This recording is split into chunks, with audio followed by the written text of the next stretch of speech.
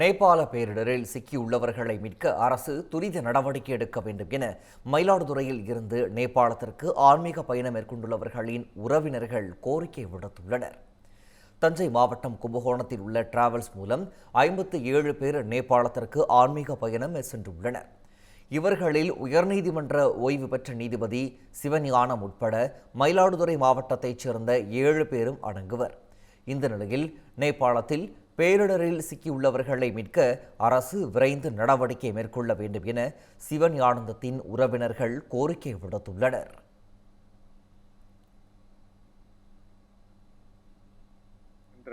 பக்த கோடிகள் பேரிடர் இதனால பாதிக்கப்பட்டிருக்காங்க. அவங்களை உடனடியாக தொடர்பு கொள்ள முடியவில்லை. அரசாங்கம் உடனடியாக தொடர்பு எடுத்து அவங்களை எந்த நிலையில் இருக்கிறார்கள் என்பதை எங்களுக்கு உடனடியாக தெரியப்படுத்த வேண்டும் என்று நாங்கள் கேட்டுக்கொள்கிறோம். மயிலாடுதுறை சேர்ந்த 7 பேர் புனித யாத்திரை சென்றவர்கள் எந்த நிலையில் இருக்கிறார்கள், அவர்களை தொடர்பு கொள்ள முடியவில்லை. உடனடியாக அவர்களை தொடர்பு கொண்டு எங்களுக்கு நல்ல தகவல் தரும்படி அரசாங்கத்தை கேட்டுக்கொள்கிறோம். கும்பகோணத்தில் உள்ள தனியார் சுற்றுலா நிறுவனம் சார்பில் ஏற்பாடு செய்யப்பட்ட ஆன்மீக சுற்றுலாவில் 57 பேர் நேபாளம் சென்றனர்.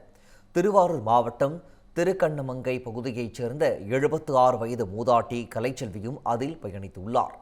இந்த நிலையில் நேபாள வெள்ளத்தில் சிக்கியுள்ள கலைச்செல்வியை பத்திரமாக மீட்டு சொந்த ஊருக்கு அழைத்து வர வேண்டும் என அவரது உறவினர்கள் கண்ணீர் மல்க அரசிற்கு கோரிக்கை விடுத்துள்ளனர். நேபாளத்தில் சிக்கியுள்ளவர்கள் பத்திரமாக வீடு திரும்ப பிரார்த்தனை செய்யவும் அவர்கள் மேற்கொண்டு வருகின்றனர். கும்பகோணத்தைச் சேர்ந்த 57 பேர் நேபாளத்தில் கைலாய ஆன்மீக யாத்திரை சென்ற நிலையில் திடீர் வெள்ளம் மற்றும் நிலச்சரிவில் சிக்கியுள்ளனர். 3 பேருந்துகளில் சென்றவர்களில் ஒரு பேருந்தில் இருந்த 20 பேர் பத்திரமாக இருப்பதாக தகவல் வெளியாகியுள்ளது. பின்னால் சென்ற 2 பேருந்துகளில் இருப்பவர்களின் நிலை இதுவரை தெரியவில்லை. மீட்பு பணிகள் மீண்டும் தொடங்க உள்ள நிலையில் கும்பகோணத்தில் உறவினர்கள் பதற்றத்துடன் காத்திருக்கின்றனர். இப்போ நம்மளால் அந்த சாப்டர் இறங்கி யாரும் தேட முடியும். இப்போதைக்கு அந்த 20 பேர் இப்போ சேஃபாக இருக்கவங்களுக்கு மட்டும் சாப்பாடு ப்ரீவரேஜ் மட்டும் ஹெலிகாப்டர் மூலியமாக கொடுத்துருக்காங்க. இப்போ அவங்களுக்கு பாக்கி மெம்பர்ஸ் மலையில் அங்கங்கே ஒதுங்கி நிற்கிறாங்க மக்கள். அதனால் நைட்டு ஃபுல்லாக பிளாக் அவுட் ஆனாலும் இருட்டானதுனாலையும் கரண்ட் இல்லை, அதுமாதிரி டவர் கனெக்ஷன் எதுவுமே இல்லை.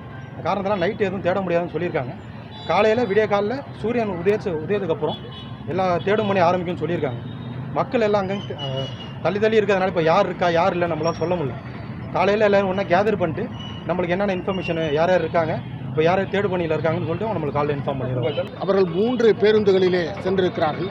அதில் ஒரு பேருந்தில் இருக்கின்ற 20 நபர்கள் பாதுகாப்பாக இருப்பதாக தகவல்கள் வந்திருக்கின்றது. அவர்களுக்கு தேவையான உதவிகளை அரசு செய்திருக்கிறது. மற்ற 2 பேருந்துகளில் சென்றவர்களுடைய நிலைமை இதுவரை கண்டறியப்படவில்லை. என்றாலும் கூட விரைந்து அனைத்து மீட்பு பணிகளும் நடைபெற்று கொண்டிருக்கிறது. இரவு நேரம் என்பதால் தடைபட்டிருக்கிறது. நாளை காலை சூரிய உதயத்துக்கு பின்பாக இந்த அனைத்து மீட்பு பணிகளும் நடைபெறும் என அரசுகள் அறிவித்திருக்கின்றன. நேபாள அரசோடு இணைந்து நமது இந்திய அயலுறவுத்துறை பணிகளை மேற்கொண்டிருக்கிறது. திருச்சி உறையூரைச் சேர்ந்த சிவரஞ்சனி, அவரது உறவினர்கள் மற்றும் நண்பர்கள் உள்ளிட்ட 17 பேர் நேபாளத்திற்கு சுற்றுலா சென்றிருந்தனர். ரசுவா மாவட்டத்தில் போதை கோசி ஆற்றில் ஏற்பட்ட திடீர் வெள்ளத்தால் பதற்றம் ஏற்பட்ட நிலையில் அவர்கள் அனைவரும் இராணுவ முகாமில் பாதுகாப்பாக தங்க வைக்கப்பட்டுள்ளதாக தகவல் கிடைத்துள்ளது.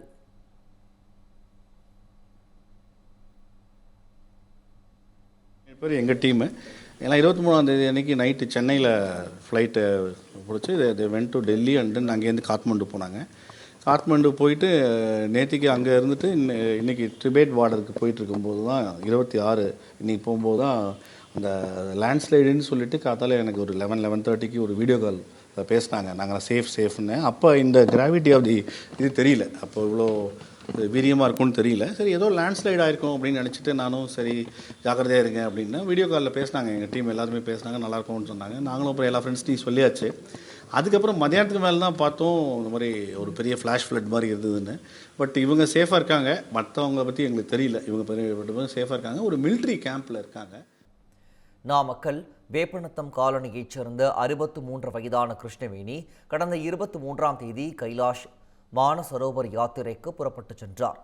நேபாளம் திபெத் பகுதிகளில் ஏற்பட்ட பெருவெள்ளத்தில் தமிழக யாத்திரை குழுவினர் சென்ற பேருந்துகள் சிக்கியதாக தகவல் வெளியாகியுள்ள நிலையில் கிருஷ்ணவேணியை தொடர்பு கொள்ள முடியவில்லை என குடும்பத்தினர் தெரிவித்துள்ளனர்.